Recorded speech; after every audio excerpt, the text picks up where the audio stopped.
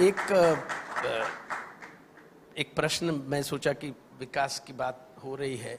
हम लोगों ने पिछले 2-3 वर्षों में महाराष्ट्र की राजनीति में एक थोड़ी कड़वाहट बहुत ज्यादा देख ली। 3-4 वर्षों में, 5 वर्षों में हम कैसे खत्म कर पाएंगे? हम चाहते हैं कि आपके अंदर, आपकी मुस्कुराहट में वो मिठास होती है, आप जिसको देख ले वो अपनी कड़वाहट भूल जाएगा, उसका थोड़ा विष उतर जाएगा।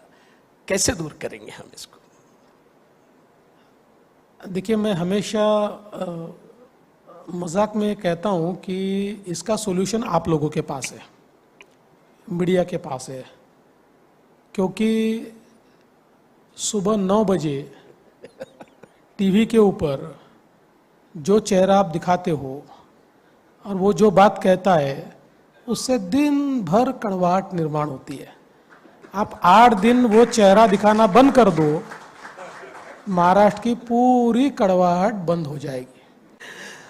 एक महाराष्ट्र, बहुत सारे लोग ताली बजाए, सबको मालूम है ना? सबको नहीं, मुझे तो क्या है कि मैं आधा हूं ना, संजय हूं ना, मैं अकेला संजय।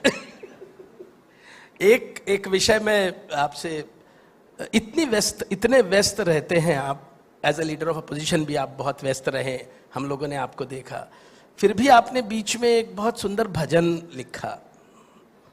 फिल्में भी अभी आप देख रहे हैं कि नहीं देख पा रहे हैं? नहीं, मैं कम देखता हूँ, लेकिन कभी किसी रात देख लेता हूँ फिल्में वगैरह। और ऐसा हुआ कि राम मंदिर का सारा माहौल चल रहा था जी, तो चूंकि मैं राम मंदिर के आंदोलन से जुड़ा रहा, कार सेवक रहा जी, तो उस समय बड़ी भावनाएं मेरी भी तगड़ी थी। यानी मैं 1 ही मिनट लिखता हूँ। आप में से बहुत कम लोगों को मालूम होगा कि मुझे लगता है बाल तो नहीं, लेकिन किशोर स्वयंसेवक के रूप में जेल जाने वाले बहुत चुनिंदा जो हमारे दोस्त थे, उनमें से एक आदरणीय फडणवीस जी। और मुझे लगता है कि हम लोग वो सब भाग्यवान हैं जिन्होंने उस आंदोलन में हिस्सा लिया और हमारे ही सामने सब कुछ मंदिर बन गया। ये राम की कृपा है। प्लीज आगे बताइए। तो इसलिए उस समय ऐसा लगा कि एक भजन लिख देना चाहिए, तो मैंने लिख दिया। और न केवल लिखा आपने, बहुत अच्छा लिखा और बहुत अच्छा गाया भी है। ऐसा है कि मैं इससे पहले भी कई चीजें मैंने लिखी है, लेकिन आपको पता नहीं चलेगा कि मैंने लिखी है, क्योंकि तो अलग अलग नामों से वो चलती है। तो आप ढूंढ लीजिए उसमें से कोई मेरे नाम से आपको 2 ही चीजें मिलेगी जी, लेकिन कई चीजें ऐसी है कि जो मैंने दूसरे नामों से लिखे, आप ढूंढ लेना उसको। नहीं, मेरी ये ऐसी इच्छा थी, मुझे लगता है बाकी भी लोगों की इच्छा रहेगी कि जब सब कुछ राम जी की कृपा से हो ही रहा है, तो ये राम जी के ऊपर जो भजन आपने लिखा है, उसकी अगर 1-2 लाइन आप सुना सकें। भैया, मैं लिखने वाला हूँ, गाने वाला नहीं हूँ।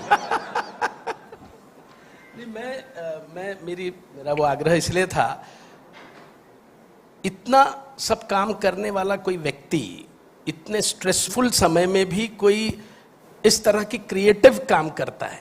मैं फिर वहीं से क्वेश्चन चालू करता हूं और उसी पे खत्म करता हूं, इतनी एनर्जी आप लाते कहां से हैं? देखिए, कोई भी आदमी, एनर्जी तो उसको काम से ही मिलती है। आप अपनी रुचि का काम अगर करेंगे तो आपको उसमें से एनर्जी मिलती है। जिस काम में आपकी रुचि ही नहीं है, उस काम से आपको एनर्जी नहीं मिलती।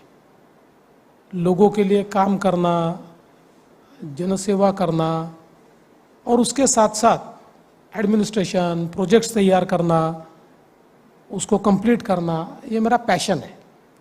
तो उसमें से मुझे एनर्जी मिलती है। अगर वो नहीं करूं तो मैं बहुत आलसी आदमी हूं, मैं काम ही नहीं करूंगा।